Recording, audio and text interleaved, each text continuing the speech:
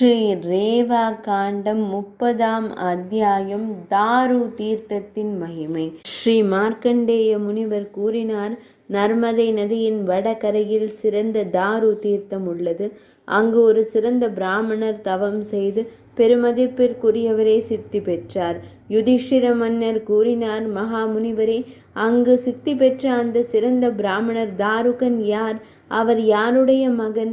இதை எனக்கு எடுத்துரைப்பது தங்களுக்கு பொருத்தமானது.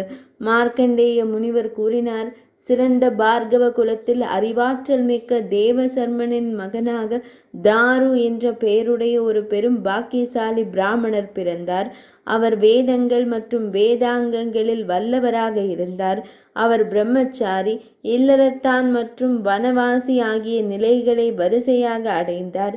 இறுதியில் துறவரம் பூண்ட சந்நியாசியாக சந்நியாசத்தின் புனித சடங்குகள் தொடர்பான விதிமுறைகளின்படி கடுமையான தவங்களை செய்தார். யுதிஷ்டிர மன்னரே, அவர் உணவு உட்கொள்வதை தவிர்த்து மகாதேவரை தியானித்தார்.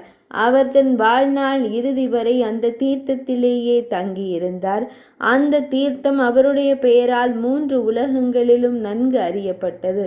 ஒருவர் அங்கு விதிமுறைகளின்படி புனித நீராடி பித்ருக்களையும் தேவர்களையும் வழிபட வேண்டும். அவர் பேச்சில் உண்மை உள்ளவராகவும் கோபத்தை அடக்கியவராகவும் இருக்க வேண்டும். அவர் எல்லா உயிரினங்களுக்கும் நன்மை பயக்கும் செயல்களில் ஈடுபட வேண்டும். மன்னரே, இங்கேயே அவர் எல்லா விருப்பங்களையும் எல்லா வகையிலும் பெறுவார்.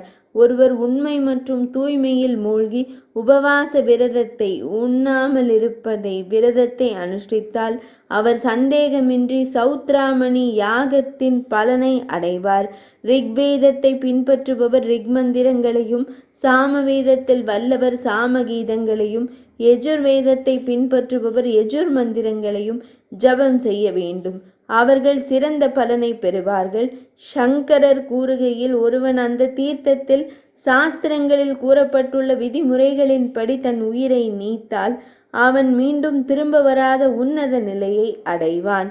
30ஆம் அத்தியாயம் இனிதே நிறைவடைந்தது.